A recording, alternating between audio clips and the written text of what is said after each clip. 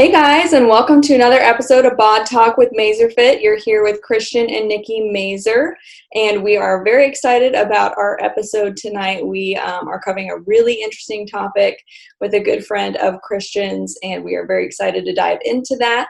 As always, we will put up both our Instagram handles so you can follow both of us. And if you have any questions about the content of the episode, if you're interested in any of the products that are going to be mentioned, you can feel free to direct message either of us and we will get back to you. Well, guys, this is a pleasure for me to get to meet with one of my friends that goes way back to about 18 years ago. We first met at Cooper. We both were doing personal training. Shane Freels here. Say hi, Shane. Hey guys, what's going on? So Shane is like an extraordinary trainer. He's also done bodybuilding. He's done everything. He's an entrepreneur, avid hunter, fisherman, outdoorsman, anything you can do that's with a boat, he's out there doing. He lives that fun loving life at 45. I mean, he's in amazing shape. We want to find out a little bit more about how does he stay in shape and pick his brain on some of his expertise, which are ketosis, and we're going to talk a little bit more about intermittent fasting. So Shane, thank you for being here. We're excited to talk to you about this. Good to see you. Yeah, thank you guys for having me. I'm super excited to do this call with you guys.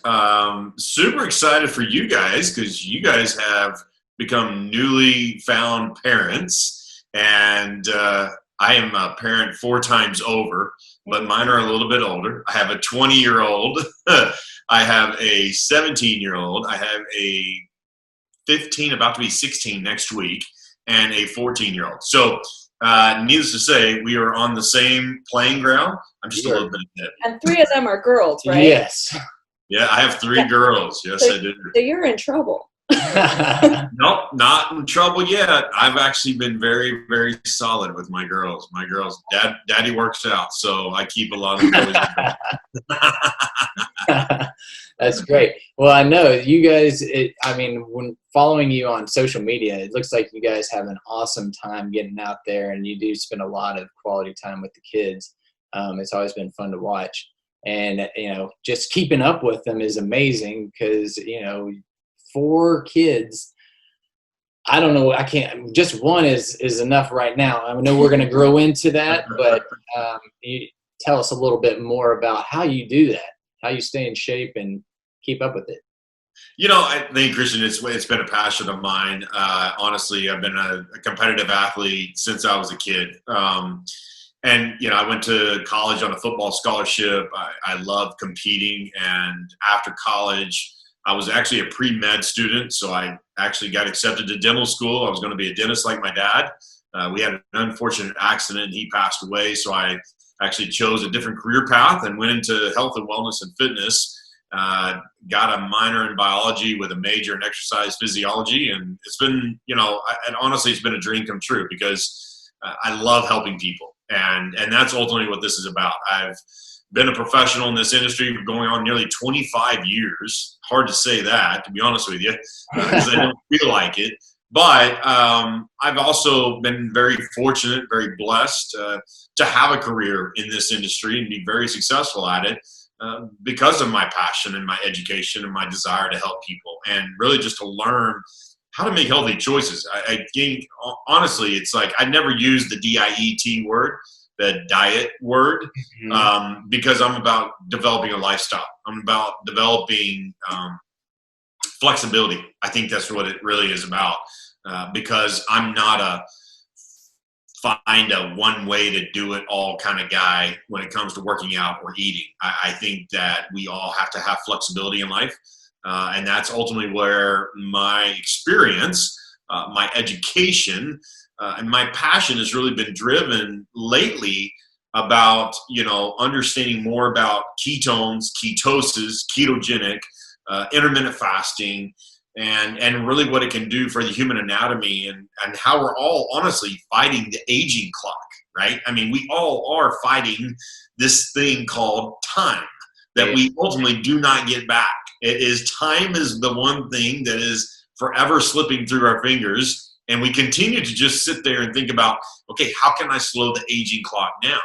Well, one of the best ways to do it is obviously take care of yourself from a nutritional standpoint and from a workout standpoint, but just having a healthy lifestyle. And that's what I'm excited about, really to talk with you guys about tonight, is because there's so much information out there.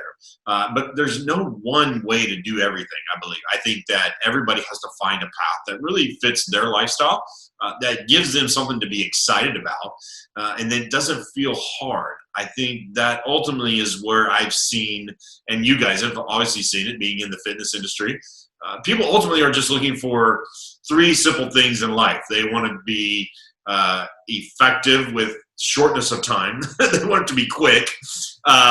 They want it to be without injury or stress, right? Most of the time, they don't want to hurt too much, or they don't want to have to stress themselves too much. Mm-hmm. And ultimately, they want it to be fun. They just kind of do. They want it to be a little bit fun, and not have it be too serious, I guess, all the time.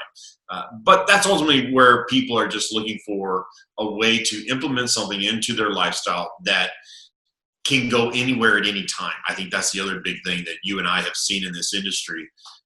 We can give you the best workout. We can give you the best meal plan. But if it's not something you're going to stick to and that you want to do every day, or at least every other day, then we got to figure that out from a standpoint of what does apply to your life, and is something that you're excited about. So I'll let you shoot off the questions, man. So, well, getting to that, let's tie that in. So you're talking about a lifestyle, and this lifestyle, a lot of people think, oh no, that's a lot of discipline, that big D word, and they're like, discipline, I don't have that discipline. And, that's why I hire somebody like Shane or Christian or Nikki or any other trainer to help provide that level of discipline, accountability, and ease, so they don't have to think about it. So the lifestyle, though, what you're living, you put exercise in there, your diet. You don't like to use that term. So I would like to trend down that path of, how do you stay on your fit? I mean, you look like you're pretty lean right now. Your body fat's low, but you've got the muscles are popping out. Do you eat a ton of protein? Are you currently in ketosis? Let's go down that path. And let's start with the first thing. What is ketosis? Can you explain that to us a little bit better? Yeah, and I think we'll even go back to ketogenic, right? Let's even go back to the big word ketogenic, and now let's break down ketogenic. Ketogenic is basically your body and your lifestyle of cutting out carbohydrates and sugars, right? Sugars are a form of carbohydrate. There's complex carbohydrates and there's simple carbohydrates, right? Simple carbohydrates are your sugars. Complex carbohydrates are what we would call your healthy carbohydrates. Well, ketogenic means really minimal carbohydrates, and it's only down to like 30 to 40 to 50 grams of complex carbohydrates, literally no simple carbohydrates whatsoever. Okay. And ultimately what it's about, when you look at ketogenic, is now breaking it down into 2 different terminologies. You have ketogenesis and ketosis. Now, in the past, ketogenesis and ketosis were synonymous with each other. You couldn't be in ketosis without being in ketogenesis. Well, we're going to get into a little bit more discussion later on, but we can actually be in ketosis now without being in ketogenesis, and we'll explain how that works. But ketogenesis means that your body is actually going through a process of metabolizing fat to produce a new energy fuel source. Because you have cut out carbohydrates completely, there are 2 fuel sources. Let me explain this. There are 2 fuel sources your body can run off of, and only 2. It's called glucose and ketones. That's it. There is nothing else your body can run off of. So if you're eating carbohydrates, you're fueling your body with, i.e., glucose. If we cut out carbohydrates, and we have to now go through this metabolic shift, right? And we call it a valley, because it truly is depleting a fuel source completely out of the body, glucose, before the body starts metabolizing fat and then creating a new fuel source that's like going to a 14er, right? What does a 14er mean? Well, that means you're climbing to a 14,000 peak, and it's high because glucose is like getting to 9,000. Right. When you metabolize fat and you create this new fuel source called ketones, that changes the complete makeup of the human anatomy and how the body starts functioning. Ultimately, here's the really cool part, is that we all started out in ketosis in the first beginning stages of life. Because as babies, for the first 6 to 9 months of life, if you were breastfed, you actually were living in ketosis, in ketogenesis. Your body was running solely on ketones. Why? Because there's a lot of different anatomy parts that are still dependent upon high fuel, what I call rocket fuel. Ketones are rocket fuel. 1, because they increase blood flow to the brain. And 2, because they increase oxygen in the blood. Now, what does increased blood flow to the brain do? What does increased oxygen in the blood do? Well, if you think about it, everything starts up in the brain. And so if I can increase blood flow to the brain, if I can increase oxygen to the brain, then that just means that my body has the ability to start functioning and really continue to function at a very high level, especially as babies are growing in that first 6 to 9 months of life. One of the major anatomy organs that is really still developing is the brain. So it's a massive, massive benefit for those babies to be in ketosis. It only changes once the baby has been introduced to processed baby foods, processed foods, anything that starts to introduce a carbohydrate, it starts metabolizing and using as a glucose, what we call a quick fuel source over ketones. The body doesn't need to go create its own fuel source because now it's getting glucose, so it actually jumps out of ketogenesis. So to kind of give it back on the story of ketogenesis and ketosis, ketogenesis is metabolizing fat to put you into a state of ketosis. Ketosis means you have ketones in your blood, a medically elevated level of ketones in your blood. So we are all sitting at about, if we were to do a blood test, right, we can actually test our blood and we can actually find out how many ketones or how much ketones we have in our blood and how much glucose we have in our blood. And if you want to know what the average general human being is running on right now as far as ketones, it's going to be bare minimal. It's going to be on a blood level scale of like 0.1 to 0.2 millimoles. That's how they measure ketones. And what that means is that's just like a trace, like a minimal trace of ketones popping up in your blood. Your body can't really start what I call utilizing and making sure that it's like the premier fuel source till you're at 0.8. You have to be at 0.8 millimoles of ketones in your blood for your body to really start uptaking and making it the primary fuel source.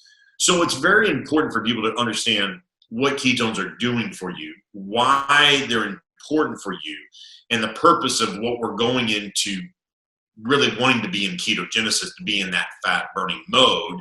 It's not just fat burning for weight loss. It's actually fat burning to create a whole new fuel source. Right. So with that fuel source, how do you, in your past training for especially bodybuilding, when you're doing your shows, how did you get into ketosis so quickly, or how long does it take for you to get into ketosis?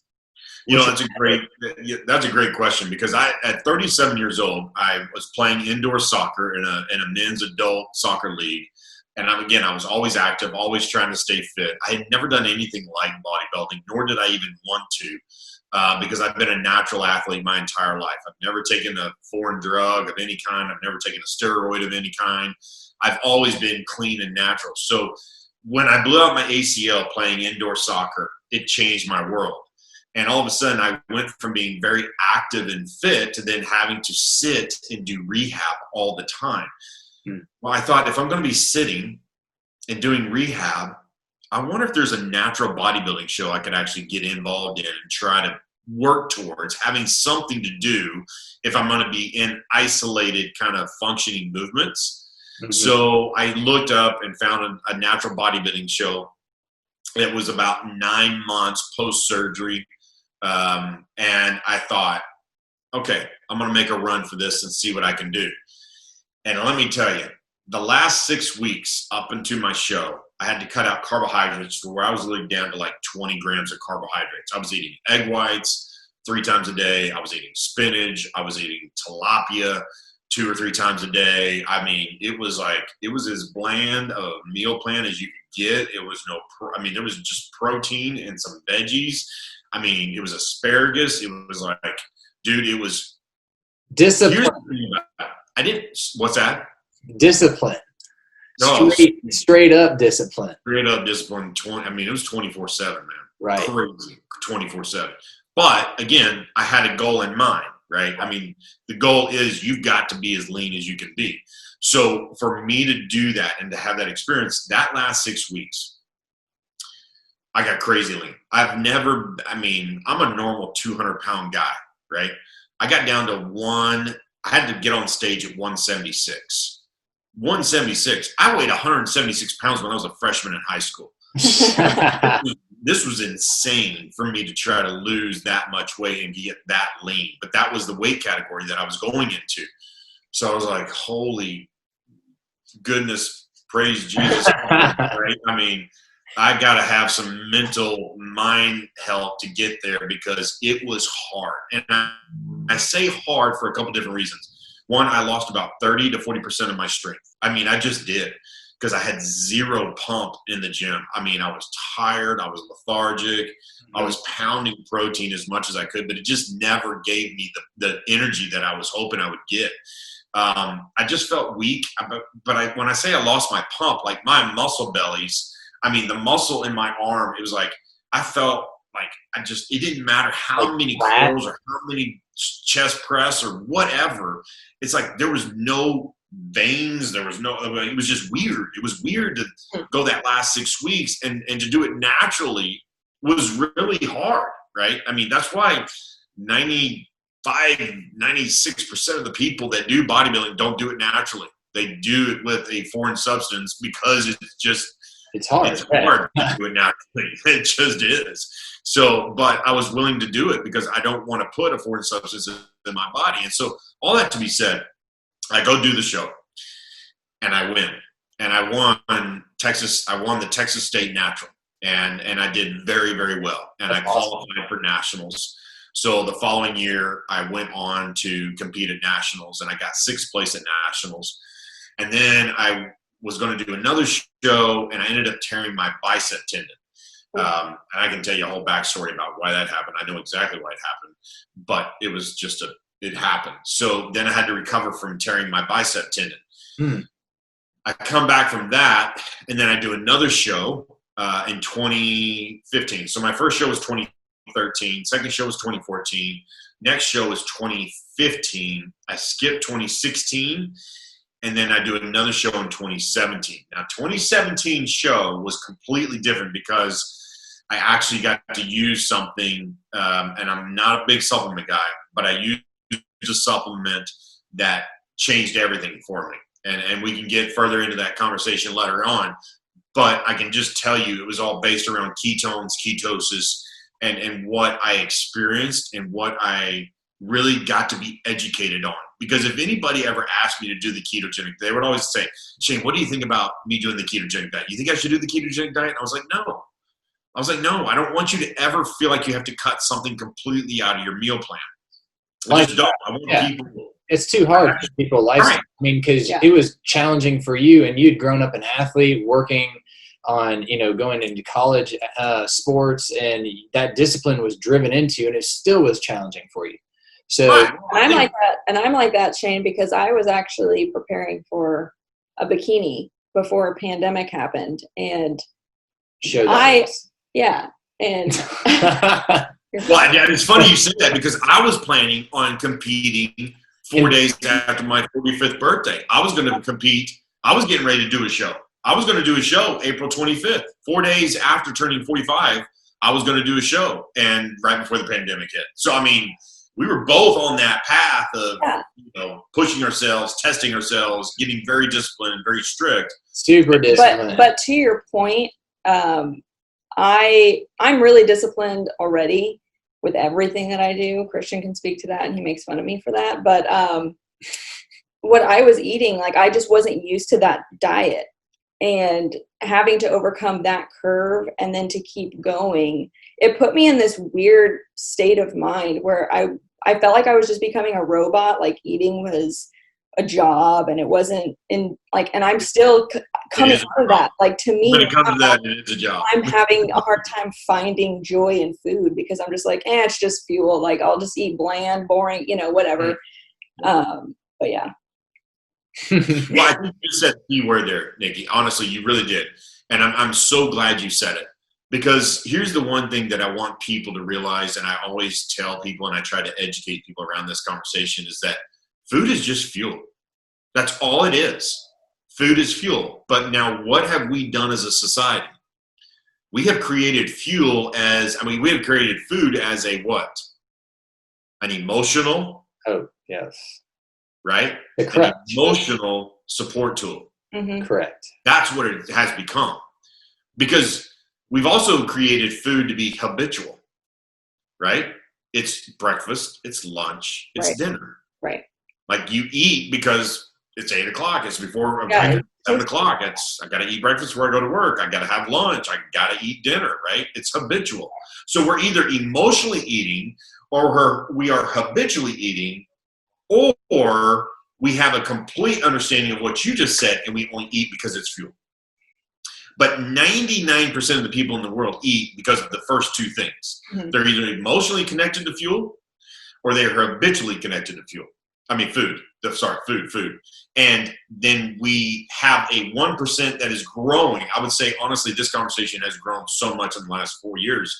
But we now would say have shifted that curve. I would say there's probably 5 to 10% of the people in the world that now eat because they eat food because it's only fuel. They don't eat because they're emotionally tied to it. They don't eat because they're habitually tied to it. They eat because it is a fuel source. And that's how they have what I call, and this is the biggest terminology I've been sharing with a lot of people lately, they have a healthy relationship with food. Mm-hmm. That's all ultimately what it comes down to. They have a healthy relationship with food.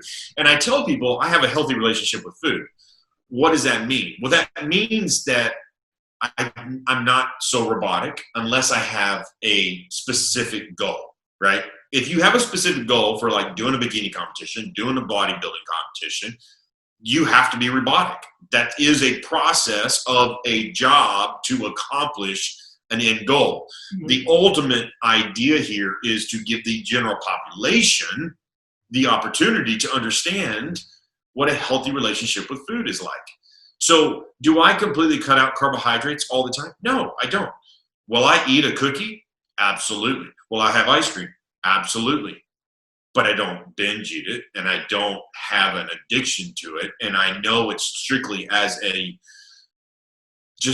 want to have a cookie. I'm okay with having a cookie and not worrying about what it's doing to my body, or worrying about what's going to be the outcome from it, or thinking, I need another cookie, I need another cookie, I need another cookie, right? It's just it's a treat. I have a healthy relationship with it, and I know that it's sugar, which we can go into a whole conversation around sugars, but it's the matter of fact that when we say healthy relationship, it means that you're not addicted, or that you're not craving it all the time. It means you use it when needed, and you enjoy life when needed. Which, if you're going to go to a birthday party, if you're going to go to a celebration, if you're going to go, like, we all have a choice. We all have a choice. And those choices are, I can eat a hamburger and french fries and a Coke, and I'm going to feel like dog do at the end of the day because I ate it. Or I can go get a grilled chicken salad and drink a water, because every restaurant has bottled water that you can buy, and most restaurants have some kind of veggie salad mixed with protein that you can get for the most part. Right. So you all have a choice, and that's ultimately what this comes down to in life, is we all have choices. I want to make sure that people have education around why they're choosing what they're choosing, mm-hmm. and to help them make better choices and have it be sustainable as a lifestyle, and not beat themselves up that if they're following a diet well, they just broke the diet, and like, well, it's over. I blew it up. I might as well quit. I can't do it, right? I mean, whatever. I can go off my diet for the next week, and then I'll get back to it. And a few know, right? I've actually gotten over my cravings.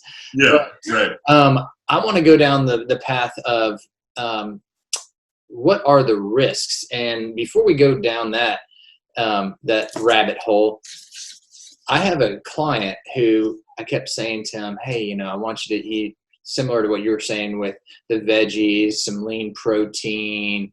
It's okay to have some fruit, just don't overindulge in fruit. And he says, no, I got to get into ketosis. You just don't understand. And so he literally would go 3 to 4 times, maybe more times a week. He said that his morning breakfast was an Egg McMuffin, scratch the bun. So he just basically go get a patty of meat and a little nasty egg that they make there, put it on top, and he throws the carbs away and he eats that, and he says, hey, this is how I'm going to get lean and get into my ketosis, because I got to eat fats and proteins. So let's kind of go down that direction where we talk about how some people find that when they're trying to reach this ketosis, they overindulge and say bacon. I'm going to go down to bacon. I got to have bacon every single day.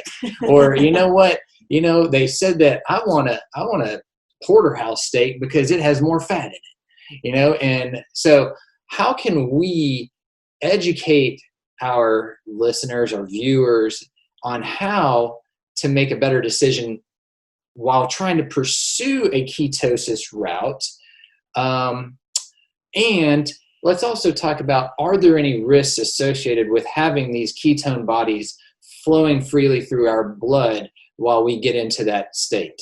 So tell me a little bit about your thoughts on people that go overboard and say, hey, I'm going to go down this path of fat and protein. Okay, so I'm going to start with the first word that you used was risk, right? Risk around ketosis, ketones. And there is honestly zero risk. There is zero risk for your body to be having ketones flowing around in the human blood, because it is actually thriving in a state of ketosis. And we can prove how your body actually is going to optimize itself at a level that you've never honestly ever experienced until you've been in that state of ketosis. And the reason why I can say that so confidently is because ketones have been proven in so many different avenues of medical journals and research and articles, and specifically even coming out more over the last 4 years because of technology, research, and science. Things are available now that allow you to be in ketosis and that make ketone bodies more readily available than we've ever seen. And seeing the bodies, seeing the human anatomy thrive in this state has zero risk, I would honestly say. The only risk, if there's only one concern, I would even call it a concern. The only population that has to be concerned around ketones and ketosis is type 1 diabetics. Type 1 diabetics are the only people that cannot get rid of excess ketones. So when you're using the word risk, or what would be the contraindication of this, it's a certain population. Type 1 diabetics are the only ones that cannot get rid of excess ketone bodies in their blood. What does that mean? That then brings up this terminology called ketoacidosis. See, ketoacidosis means there's such a high level concentration of ketones in the blood, it can actually be a reverse effect on the human anatomy and actually can start causing damage. But that's only for type 1 diabetics. Guess what? You and I and everybody else that's not type 1, if we have any excess amount of ketones, guess what we do? We breathe it out, or we urinate it out. That's how excess ketones are dealt with in the human anatomy across 99% of the population. So all that to be said, but even for a type 1 diabetic to have an elevated level of ketones, like they got to be doing some crazy no carb, which they got to be regulating blood sugars and all that kind of stuff. So, I mean, there would just have to be a lot of factors in play for ketoacidosis for that even to come into to be in effect as a possibility for those individuals. So now that we kind of covered that it's great for 99% of the population, except for the type 1 diabetics, that just have to be leery or watching it. They're already watching their blood glucose levels anyways, and the fact that you can test your ketone levels as well through your own home test models. That is always, what I call a safe parameter to really, even for type 1. We've even seen type 1 diabetics that have done very well with using ketones as a primary fuel source, as long as those levels are maintained and in control at the same time. One of the things that, the next question I would say we want to jump into is really understanding about why do we want to be in ketosis? What is the purpose of it? Why do we want to do the ketogenic diet? And you said a really good terminology that I want to help people understand. People say ketogenic means that they get to have a free reign on bacon, avocado, fat, steak, right? And it's just, all of a sudden, when you understand the terminology of what that means, like, here's what ketogenic is really based off of, right? Ketogenic is based off the fact that your body thrives by metabolizing fat, okay? Because it produces a ketone molecule. If you biohack it, how many people have heard of this word biohacking? Biohacking is tricking the body. So if I want to do a ketogenic meal plan, a ketogenic lifestyle to burn fat, why would I want to go eat a bunch of fat? Well, here's the terminology, here's the reasoning behind it, here's the thinking behind it. Fat is 2.5 times the calorie per gram compared to a protein or a carbohydrate. So 1 gram of a protein and 1 gram of a carbohydrate gives off a certain amount of caloric value. 1 gram of a fat is 2.5 times the calorie value. So what's going to fill you up more? 1 gram of fat or 1 gram of protein or carbohydrate, right? Normally the carbohydrate is going to be the one that fill you up more, because in my bodybuilding world, when I was only eating protein and majority protein and then having minimal veggies, which then metabolize themselves into a complex carbohydrate, I was starving all the time. I just always felt hungry. I never felt like I had enough. If I got to eat a whole egg is like 60% fat. It's like 60% fat and 40% protein. The whole egg changed my world because I was so lean. I didn't have a whole lot of fat on my body for my body to start metabolizing to produce its own ketones. So the minute I got to eat fat, my body used that fat and metabolized it and started producing ketones, but it also gave me a satiated feeling because I just got 2.5 times the calories per gram of what I was eating before. Now, that was necessary for me to eat some fat because I was so low in body fat. If you want to do a ketogenic lifestyle to learn how to burn fat and to get into a reduction of weight or whatever that may be, I always encourage people, don't go start eating a bunch of fat, because it's simple math that you guys know. It's calories in versus calories out. Right. So, I mean, I can eat. Yeah, it still doesn't change for some reason. I don't know what math, how proven math is, but I think it's pretty proven. Like, I mean, a number and a number, it's like, if I eat so much, I have to burn so much in order for, the scale to tip one way or the other. I can either gain weight or lose weight. And that's literally where I've tried to help so many people understand about what being in a state of ketogenesis is all about. Being in a state of ketosis, why we want to do keto is not to allow you to just start eating a bunch of fat. Bacon, avocado, all those things will satiate you longer, right? You can have a little bit of it. There's nothing wrong with having a little bit of it, but it doesn't mean you just get to go eat half a pound of bacon or a whole avocado, right? If you want to understand, because there's going to be protein mixed in with that, plus some other things. So you're still getting calories from other places, and people don't realize that you're actually bumping your calories up even higher than what they were, even eating not that great. believe it or not. So here's the caution that I give people around doing a ketogenic lifestyle. And it's one thing that is proven time and time again. People get to the point where they're eating so much fat and not enough protein that you lose out on a lot of the minerals and a lot of the essential vitamins that your body needs to function on a daily regimen. And what happens from that is it shows up as hair loss. It shows up as brittle nails.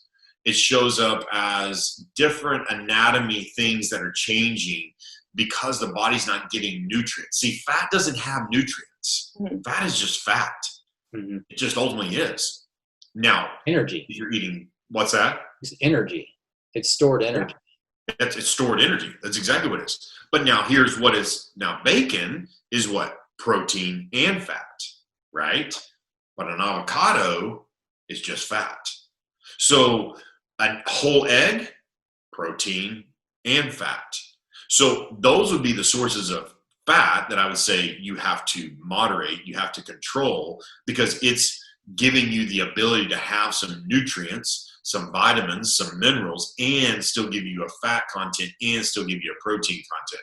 See, I move people more towards having 60% protein, 30% fat, and 10% carbs is the way I move people towards trying to understand how to go into keto to get themselves into a natural state of ketosis, especially if they're looking at it from a weight loss standpoint. Is this making sense when we're kind of, Well, the first thing I thought of when you started talking about this, Shane, was going back, historical perspective to our ancestors where they just ate nuts and seeds. And it was very seldom that they were not coming by, animal protein.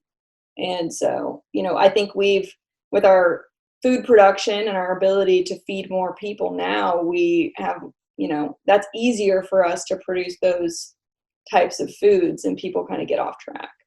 Well, and you make a very good point that I think we should, kind of introduce this conversation of this discussion as well. But back in our ancestry days, back when we were hunter-gatherers, right?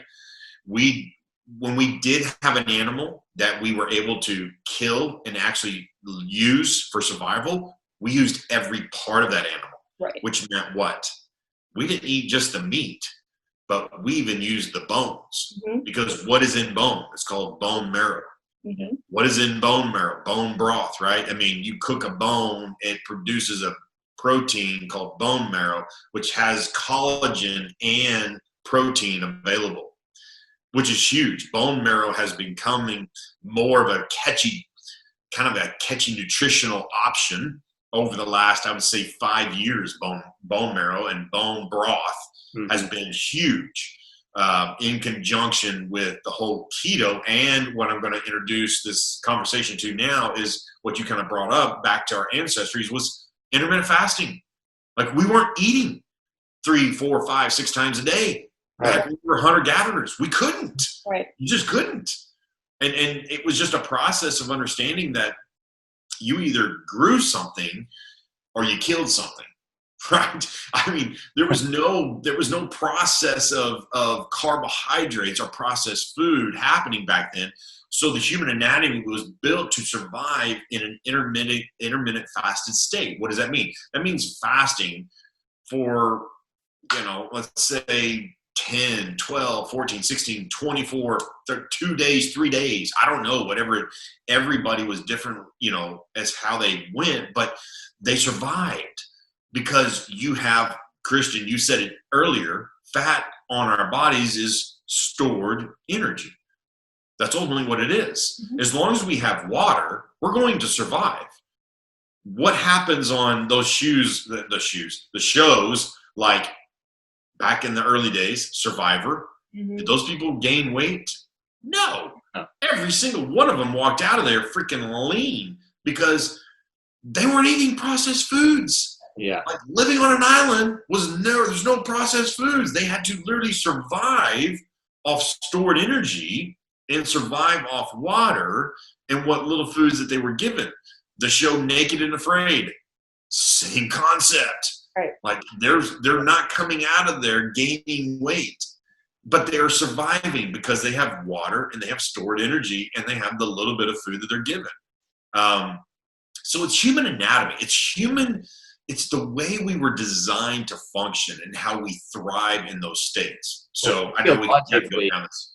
physiologically, with the hormones, the endocrine system, we've got so many different things like glucagon and just all these different types of hormones that are out there that help to either develop a little bit more energy for us at that time or to store it. So we're constantly processing, and our body's a lot smarter than we are in thinking about this thing. So if something is low, then a hormone will come in and change that environment. And so, I think that we as a populace, our hormone levels are all over in flux every day because we're chasing a carbohydrate high and then we're bottoming out. We're going up and down, up and down.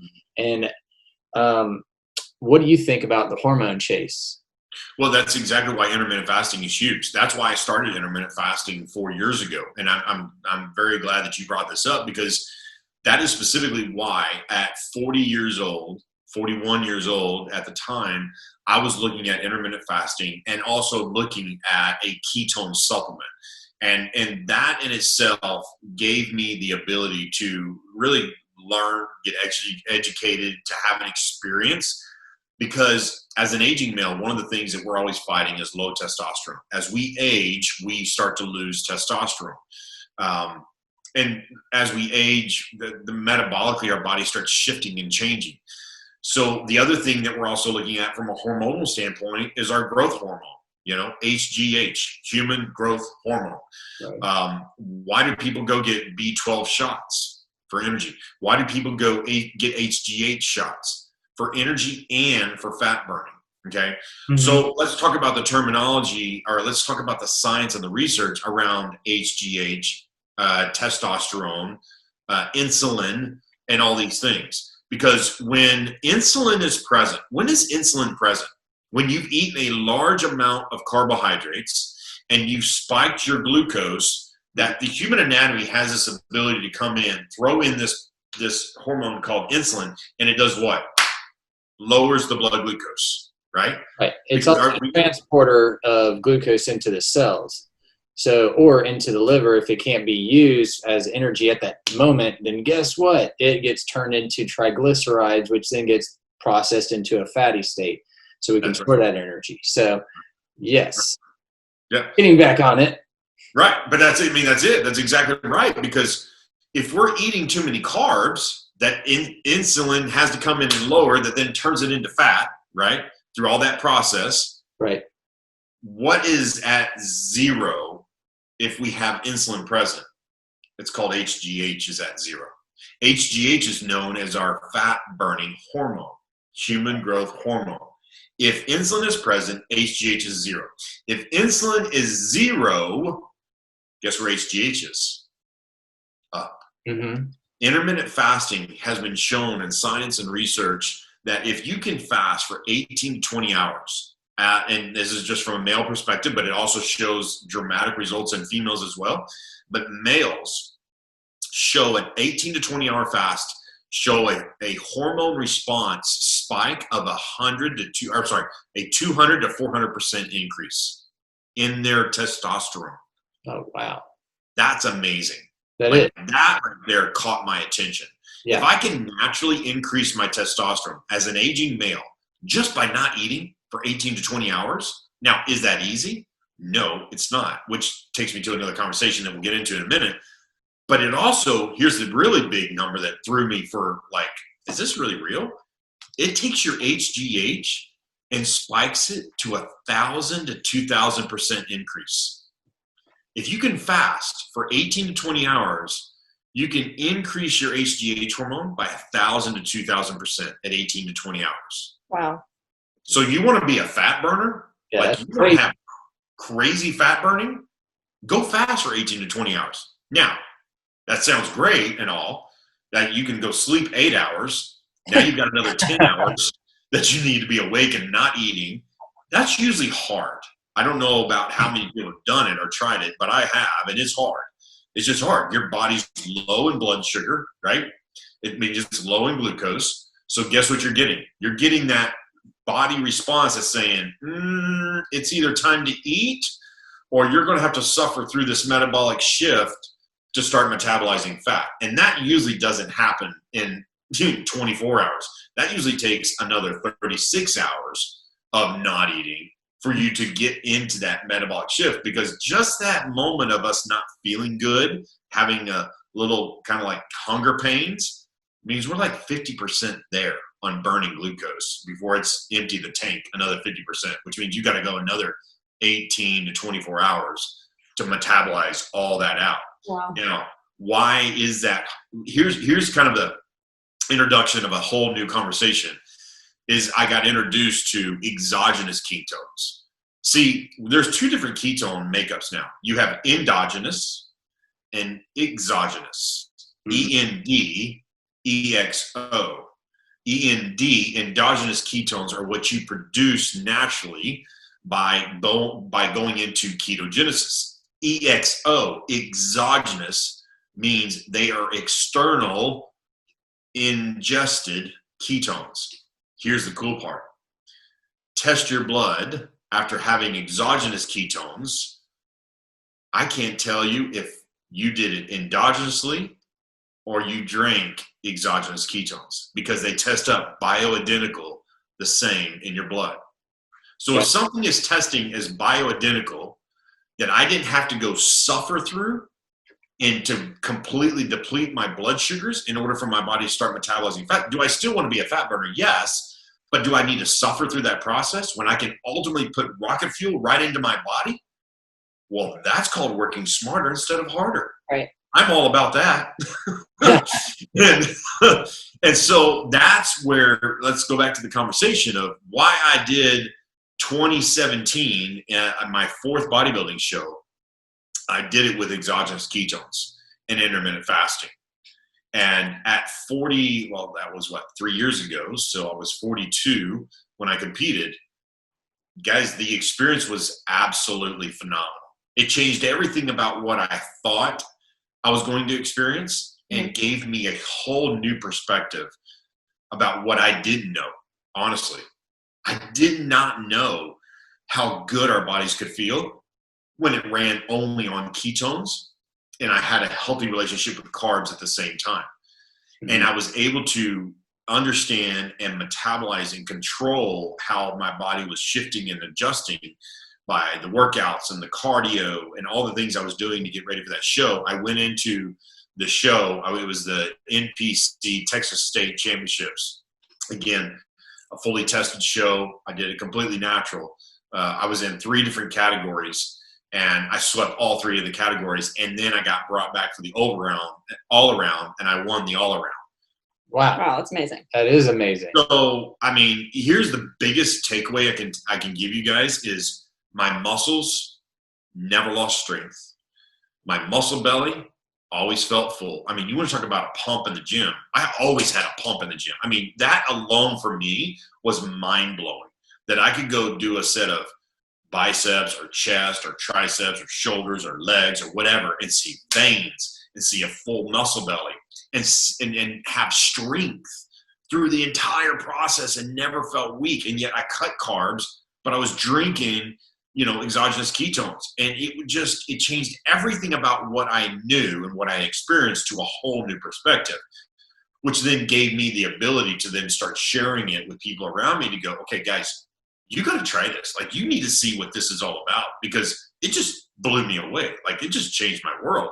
And that's where this conversation, again, goes to the fact that this is giving me the ability to help people understand how to have a healthy relationship with food and how to introduce what I call intermittent fasting, because now you're able to get to the end result of what science and research and hormonal balance and healthy relationship with food and all that means, because of what we know and what we have available now that wasn't available just 5 years ago. So how do you incorporate all of that, the exogenous ketones, with your diet on a daily basis? It's because of intermittent fasting. I drink exogenous ketones first thing when I wake up. So let's say 7 a.m., right? 7 to 8 a.m. wake up, drink some exogenous ketones. I mix it with water. It's just a packet you tear open, you mix it with water. It's like flavored water, to be honest with you. And it's funny because when I first started, I'm like, I really want to see if this works. I want to test my blood, right?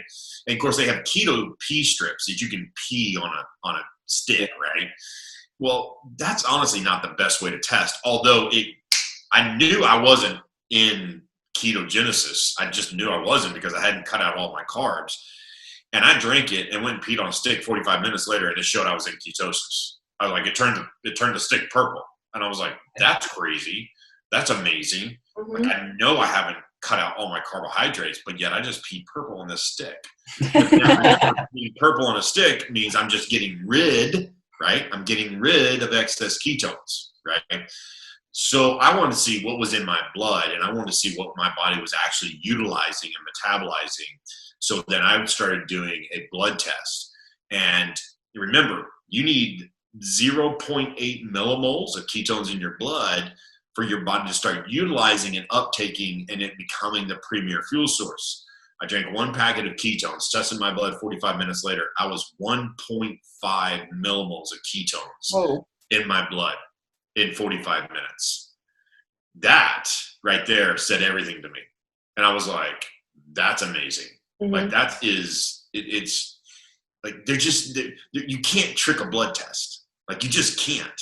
You can't trick a blood test. And the fact that it showed up bioidentical to exactly what my body wants to produce, tries to produce, and I don't have to suffer to get there because I keep my energy up here while my body's depleting glucose, and I'm going to go through that metabolic shift because I'm drinking exogenous ketones. I keep everything up here. My body metabolizes the glucose, gets into ketogenesis, and now guess what? I have endogenous production of ketones and I have exogenous ketones both working together now simultaneously. So the conversation for me has been really fun. It's exciting. The experience is, the cool part is all 4 of my kids, drink exogenous ketones. I mean, I've always said, if you're a walking, breathing human being, there's no reason why you shouldn't be in ketosis now. Having an experience and giving your body the ability to thrive, whether it be human performance, whether it be cognitive health, whether it be understanding how to develop a healthy relationship with food. Our world in this day and time needs more help around understanding how to say no to food and understanding how to let go of the emotional attachment and become more what I would call driven towards it being a fuel source, as you said, Nikki, versus a crutch, right? And that's where my passion and my drive has been over the last 3.5, 4 years, is to give people more education. Because I always said an educated person can make an educated decision. And then I invite people to have an experience, because the experience for you will tell you everything about what this is and how it works for you. And that's where this conversation has been just a life-changing conversation, but it's something that I believe in because I live it every day. And again, I'm an example, right? I mean, I just am. I'm an example of what I preach and what I talk about and what I share. And that's ultimately what this is about. I'm never, going to talk about something I don't have an experience with or that I haven't done enough education around. Right. Well, I think that as a female, Shane, there was one thing that you brought up that I wanted to touch on real quick before we talk more about the exogenous ketones and how you take them properly. But with this combined with intermittent fasting and the affect benefits on men versus women, for someone my age, I'm 27, about to be 28. I've had one baby. I want to have another baby. Do you think that going into this physiological state has a negative effect on eventually going back into being pregnant? No, not at all.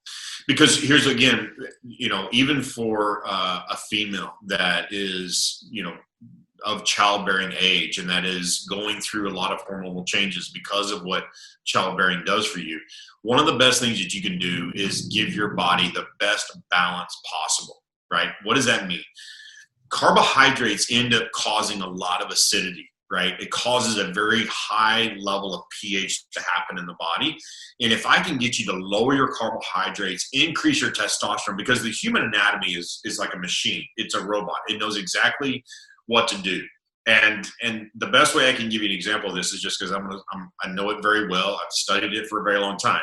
But if a male starts taking steroids, right? Steroids is artificial testosterone. If a male starts taking testosterone from an exogenous aspect, guess what happens to his own body? His own body starts shutting down its own testosterone production because it says, well, you have way more testosterone than you need. So there's no reason for us to be making testosterone. So we're going to shut off your testosterone personally. And we're just going to let you do your own thing and put as much in as you want. But then when you stop taking it, guess what? You're in a world of hurt because you ain't got no testosterone now. Mm-hmm. Yeah. And it's the body knows. So why do I share that? Because if you're putting your body in a state that is elevating testosterone for you naturally, what's it going to do? What do females need more of? Estrogen, right? So when testosterone and estrogen are working simultaneously, as they do for both men and women, men have estrogen as well. Men have to have a small amount of estrogen for the human anatomy to start functioning and do what it's designed to do. The body has this perfect makeup of what it's trying to get to. And so as you increase your intermittent fasting stage and you increase your testosterone, your body increases estrogen as a female. With increased estrogen, your body also starts producing what we call serotonin and dopamine, right? Serotonin and dopamine are the two brain chemicals that are primarily functioning as what we call our feel-good hormones, right? Serotonin for women, dopamine for men. And those levels are very dependent upon how your testosterone and your estrogen levels are. Well, when you have good serotonin and good dopamine, guess what also happens? Your body starts producing melatonin. Melatonin is also used for what? Sleep, recovery, the regeneration of the human anatomy, that you start to put it back into a state it's going to feel better. And I say all this because then intermittent fasting has a whole new terminology called autophagy. Autophagy is a natural sloughing off of old to introduce the new, okay? Because our skin, believe it or not, replaces itself every 7 years. So our body is always regenerating itself. But now if we don't give it good nutrition, if we don't give it a good fuel source, well, then it's going to suffer in that process. Mm-hmm. So if I can get you into a natural state of autophagy, right, the sloughing off of old cells to introduce new cells, well, then now we're even increasing the ability for your human anatomy from an internal perspective to be thriving. And I am going to use this fact to just say that if you can fast, because oncologists and cancer doctors have been showing this now more readily available and jumping on the keto bandwagon because of intermittent fasting. If you can fast for 3 days, that's 72 hours. If you can fast for 3 days, your body actually completely replenishes its white blood cell count. Like completely resets the white blood cell count. What do white blood cells do for cancer patients? What is usually low, right? And then needs to be really high and strong going into, guess what?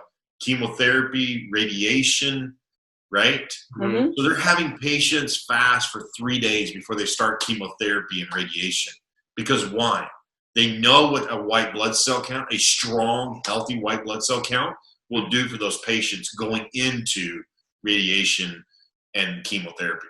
That's very interesting. Mm-hmm. I've never heard that fact, but I'm thankful that you shared it with us. Yeah. I mean, I've heard that also that glucose, or not so much glucose, but if we have a higher state of blood glucose levels, that also increases our acidity, which increases our risks for certain cancers, as well as inflammatory byproducts that also set us up for all kinds of dysfunctions, autoimmune, whatever it may be. You know, you've got all these different prescriptions out there for, you've got this pain or that pain, but it's usually probably our relationship with our fuel source, right? Our food that's causing all these aches and pains that have accumulated because we've accumulated those toxins in our body.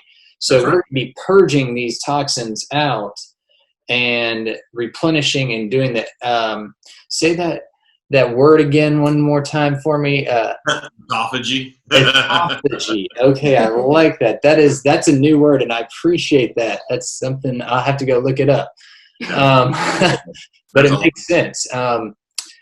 But so getting back to what Nikki was asking about, getting started with, being a female, wanting to get into intermittent fasting, but not freaking out your hormone levels. What does it look like time-wise? I mean, should somebody start with 10 hours and then work up to 12 hours? Or how do you usually, introduce intermittent fasting to people that are not used to it? Ultimately, I just tell people, just don't eat until you feel hungry. Yep. That's the best. That's honestly the best way to do it. Think about it. A lot of Americans, a lot of people in this world start their morning usually with not fuel. They start with a stimulant. What is our stimulant of choice in the morning? It's caffeine, coffee. That's right. Caffeine, coffee. So is that a fuel source? No, it's just a stimulant. That's all it is. A stimulant wears off very quickly. Mm-hmm. And you can try to survive on a stimulant as long as you want, but it ultimately has zero fuel properties to it. It is just what we call a stimulant, right? That's why it is stimulating right. the brain and stimulating you chemically to make you feel like you have energy, but the energy is going to wear off very quickly. And it's doing nothing from a health perspective to really keep you where you want to be.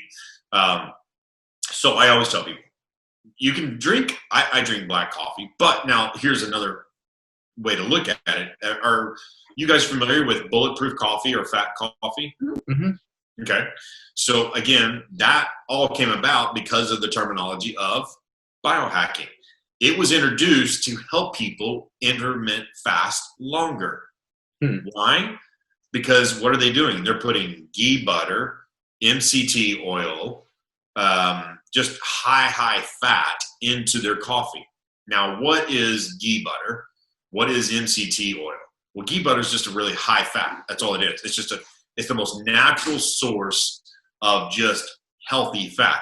MCT oil stands for medium chain triglyceride. Oh, the other one was coconut oil. That was the other one. They're putting coconut oil in their coffee as well. MCT oil is a derivative of coconut oil. It's actually the best part of coconut oil. Mm-hmm. Why? Because the medium chain triglyceride is the best healthy fat of coconut oil. And it's what does the body do when it ingests fat? After you've been sleeping all night, you're somewhat fasted, you have a low blood sugar, and all of a sudden you drink coffee with high fat. The body recognizes it and goes, "Ooh, I can use that." Guess what the body does? It starts metabolizing it, utilizing it, and produces what? Ketones. What do ketones do? They actually give you a good fuel source to make you go what? Longer in the day without eating. Because what did we just do? We just gave you some healthy fat. We gave you a caloric value, but then we also gave you a pure energy fuel source that your body thrives on. So bulletproof coffee, fat coffee, was designed to help people intermittent fasting to go longer into the day, to maybe even skip lunch and to try to get to dinner. That's what this is all about. So I'm not a big fat coffee guy. I don't personally drink fat in my coffee. Mm-hmm. I'm a black coffee guy, and it's 1, maybe 2 cup, and it's not even an everyday thing. But that's just me. I like to intermittent fast. What I do is I drink my ketones first thing in the morning, which is what I would recommend for you, Nikki. And then let your body just kind of speak to you. I always say, look, you know you better than anybody else. I can tell you what I feel. I can tell you what I experience. But your experience is going to be different than Christian's experience. Right. And so that's ultimately where you just have to kind of go, this is either working or it's not working, or I just need to play with it a little bit longer. Mm-hmm. And just kind of, and it can all depend upon what you ate the night before too. Remember, if you ate something that's very high sugar or high carbohydrate, it can affect what the next morning and how long that fast is going to go. Right. And I think And one thing I just want to say to the people that are listening is that Christian and I obviously we're not biased on this conversation. We are not actively involved in this at this moment, but Shane, you were kind enough to give us some samples preceding this so that we could kind of try them out and see how we felt. And I will say that per your recommendation of drinking them first thing in the morning, I did that, 5 days in a row? Mm-hmm. 4 to 5 days in a row. I wake up every morning about 5 a.m., so I have a little me time before I have to get my daughter up. And I felt in a way that I've never felt before, because the first thing I do usually is drink coffee. And so I feel good for about an hour and then I start to crash. Mm-hmm. And on those days when I'm having to play with my daughter in her room, like I would fall asleep on her floor. And when I was drinking the ketones on those days, I didn't have that. I felt energetic. Like when we drank it on the same day, we were like, what is happening to our body right now? Like I feel like weird. I was wondering if it was the caffeine that was in the product itself, because some of them come with caffeine and some are caffeine free. So I tried the next one, the caffeine free, and I still was like, I like that energy level a little bit better. It wasn't as amped up to me. I wasn't like, whoa, but I was, like you were saying, it's like rocket fuel. I mean, you're ready to go. You're on nitrous, and it did give me clear thought. I felt a little bit more calm. Now, I want to talk to you about something. Now, this may be TMI, but I'm going to go down this path. But I don't know.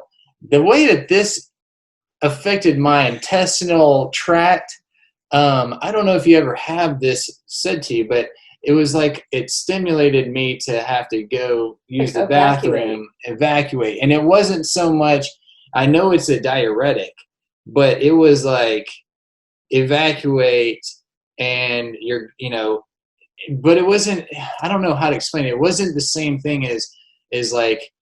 It wasn't your normal evacuation. It was not a laxative per se. It wasn't like that. No. But it definitely, I don't know if there was something, maybe just the stimulation of the oxygenation that's in my blood that caused me to relax and be, maybe some of my hormones were causing me to be at a more relaxed state. I don't know. But Nikki experienced the same thing. I don't want to talk too much about that with you. Hey, I'm an open book, okay? Hey. Well, that is not normal for me at all. And it was perfect. That's exactly right. No, you're exactly right. I was excited for her. Right. But that's exactly, I mean, I'll be honest with you guys, thank you for sharing that, because that's just reality that women, 80% of women deal with constipation because of their body not either being hydrated enough or not having enough of the right hormonal balance and makeup in the body for that to be a natural process. I mean, guys, it's part of our anatomy. It's better out than in. I'm sorry, but once you eat, it's got to go out. It just doesn't faster that way. You're not sludging up the system, so you're getting your metabolism just starts flying. Right. And that's one of the things that I do whenever I start meeting with a client. Once I felt out like, hey, we're starting to get a relationship where it's not weird for me to ask this question, but I'll go to that path and I'll say, hey, I know this may be random, but do you have at least one regular bowel movement a day? And they're like, okay, well, we're going down that question path. But a lot of them, like you said, 80% of the women that I talk to say, no, I really don't. And that is concerning especially if you're wanting to have weight loss, because how are you going to rid your body and get if the machinery is slow? Well, it's a byproduct. It's a byproduct of what the body's not using. So the last thing it needs to be doing is sitting inside of you. Just a fact. I mean, sorry, but if you eat something within 24 hours, it should be gone. I mean, if there's any byproduct that the body cannot utilize, time to go. And if that's not happening on a regular basis, again, Christian, I'm the same way, man. I drink mine at 7 a.m. and we're spot on, dude. I mean, but that's like, yeah. I mean, if it doesn't happen, then I'm worried. I'm like, okay, what did I eat? What did I eat today? Usually related to something. that was not going to be clean. It was not going to be, that healthy for me. Mm-hmm. And I went and indulged in something, and it just started messing up and junking up the system. And I'm like, there we go. That's what it does. That's what happens when you eat like that versus staying, on a good, regular, clean, meal plan. So, guys, I think it's a very real conversation. And again, ketones are a diuretic. So your body is getting rid of excess water because that's what ketones are designed to do. That's what coffee is. Coffee is a diuretic. Now, with all that being said, we do have to make sure that we are replenishing electrolytes, because electrolytes are important for our body to retain water. And it is important for us to always stay hydrated. So again, this conversation also gives me the ability to help people understand about how much water you should be drinking. Like, you should be drinking a lot of water. And people are like, I do drink a lot of water. I'm like, well, how much? Well, like 6 glasses. I'm like, that's maybe 60 ounces. That's maybe 70 ounces, right?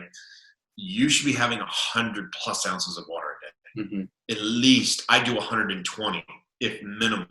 But Wow. That's me.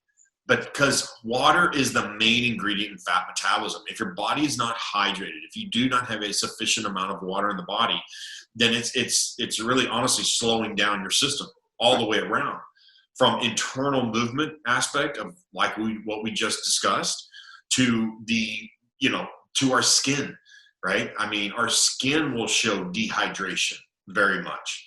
And if you're not hydrated, then the largest organ in your body, your skin, will show up.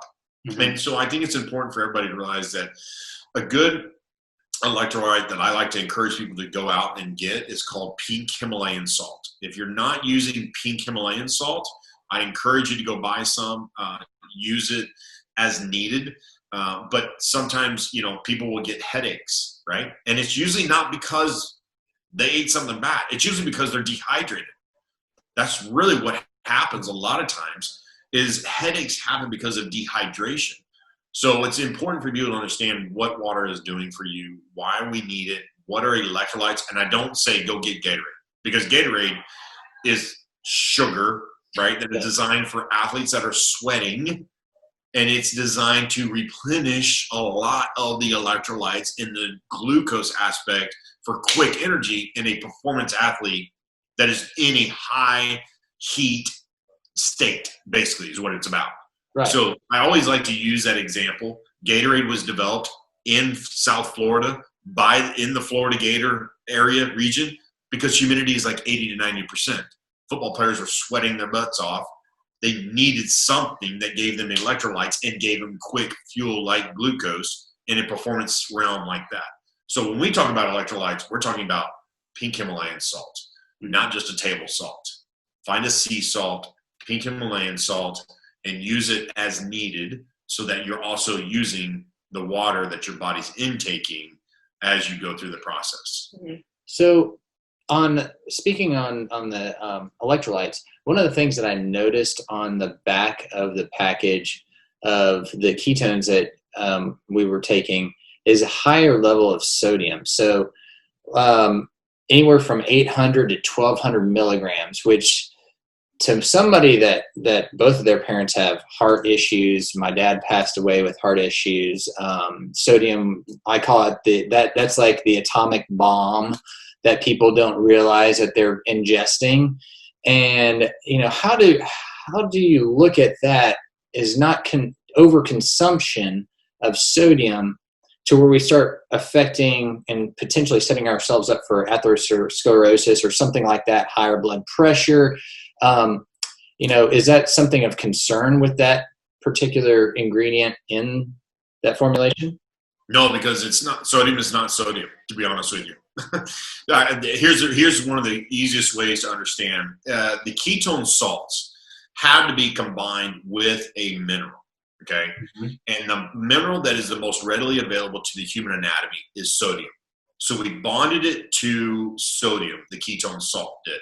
So when I say we, the University of South Florida with Dr. Dominic D'Agostino, I would encourage anybody that hears this name, Dr. Dom is whatever we all call him, but it's Dominic D'Agostino out of the University of South Florida, is a world-renowned keto expert. Well, the U.S. Department of Naval Research, DARPA, who oversees our Navy SEALs. The Navy SEALs are what I call the badass, right? Next to our Marines and everybody else, the Navy SEALs are the elite of the elite that go in and they do the crazy stuff. And what was happening is that our Navy SEALs were using a rebreather apparatus underwater, okay, to keep them in stealth mode. Well, what the rebreather apparatus was doing was actually it was not giving the Navy SEALs enough oxygen as they were underwater to keep their body functioning as it should. And guess what would happen? They were going into seizures. Spray out. Oh. They were going into seizures underwater because the lack of oxygen. So that can happen with our elite, performers that are protecting our country. So the DARPA went and got with Dr. Dom and said, you're a keto expert, and we know that ketosis has been shown to show huge performance benefits on a neurological standpoint in the brain, because Johns Hopkins Hospital back in 1931 put epileptic children on a ketogenic diet. What happened in that study?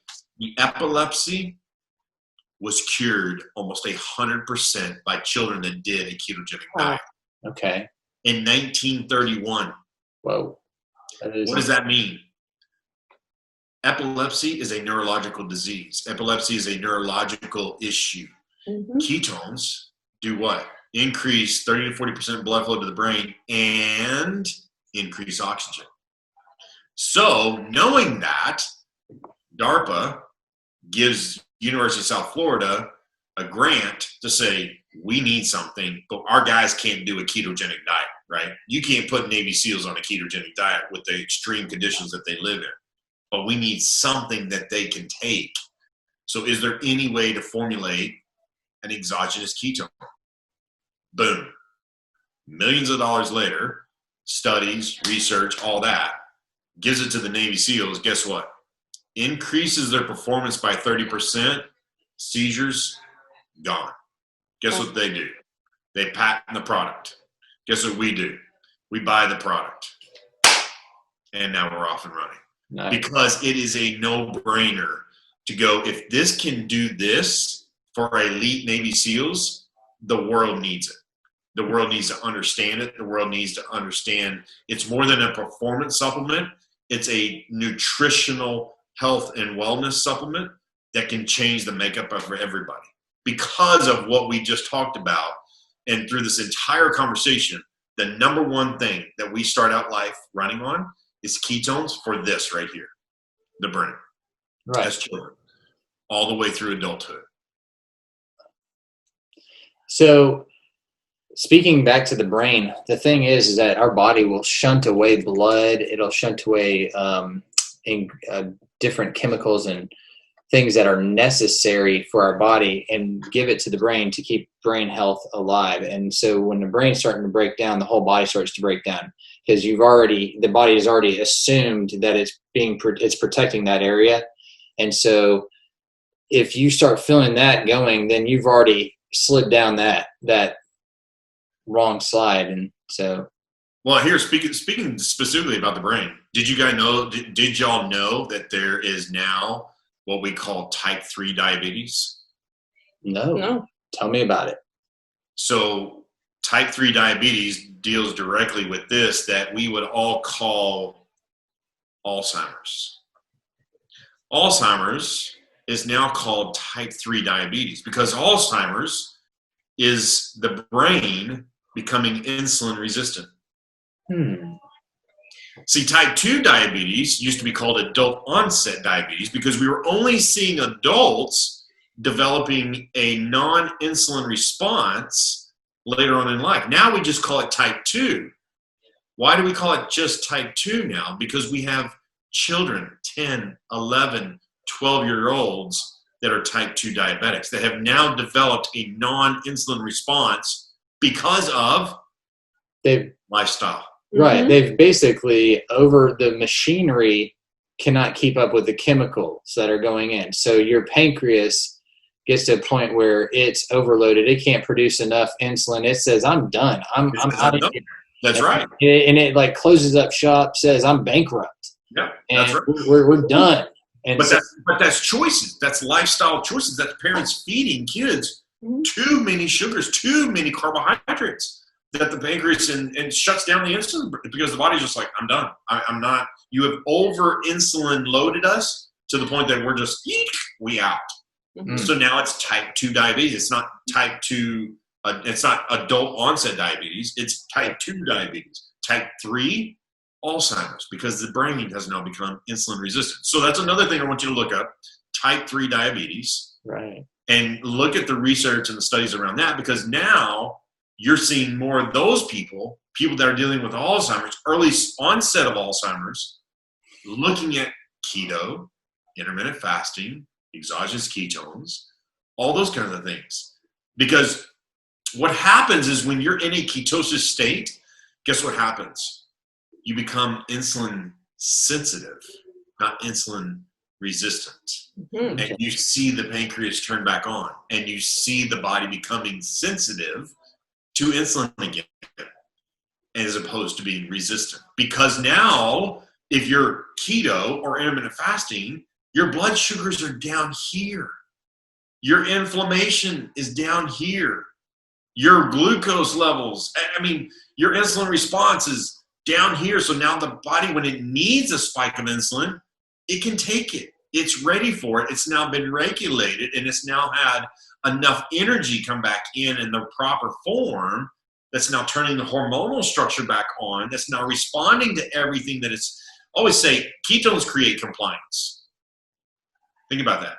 Ketones create compliance. Compliance means things are functioning as they should, right? Everything is in order. See, in chaos, in inflammation, and in resistance, things are out of whack.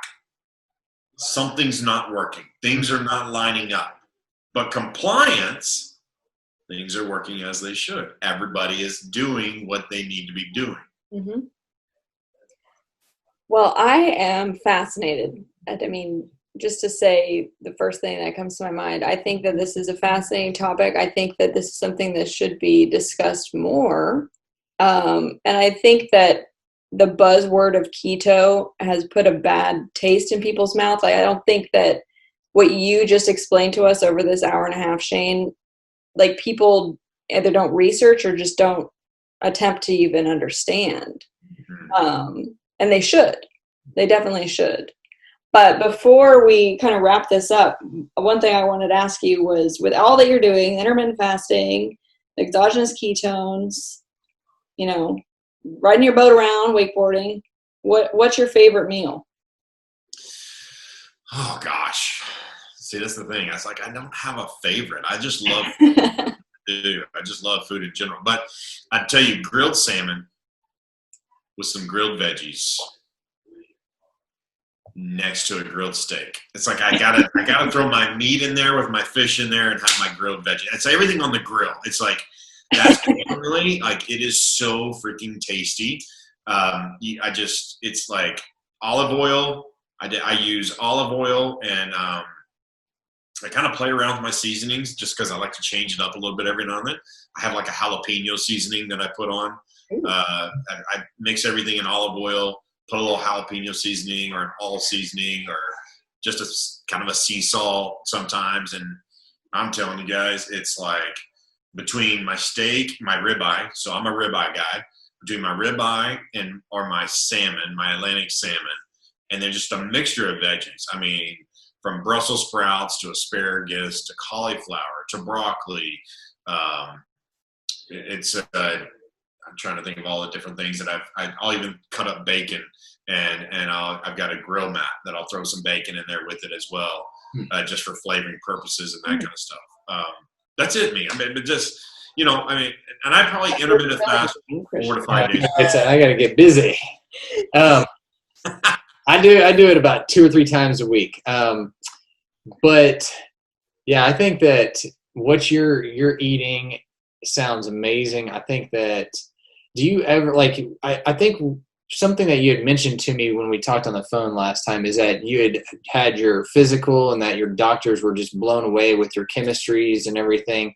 So when you do like a urinalysis, are you blowing off a lot of ketones? Like, do they see that in your urine? Are they saying, well, we're kind of concerned, or, like, way to go, you look awesome? Like my triglycerides, my cholesterol, my triglycerides, everything is like perfect. And my doctor always goes, why are you here? I've got to do my checkup, right? I'm like, right. They're always like, why are you here? And they're like, oh, we always know when you come in, because everybody's like, oh, the fit guy's in. And I'm like, it's just, I do what I do. But again, it's a lifestyle for me, guys. And I always say, look, I'm going to drink a beer. I'm going to have some wine. I'm going to eat a cookie. I'm going to eat some ice cream. I'm going to I am. But it's so what I call everything in moderation, right? You can have anything you want in life.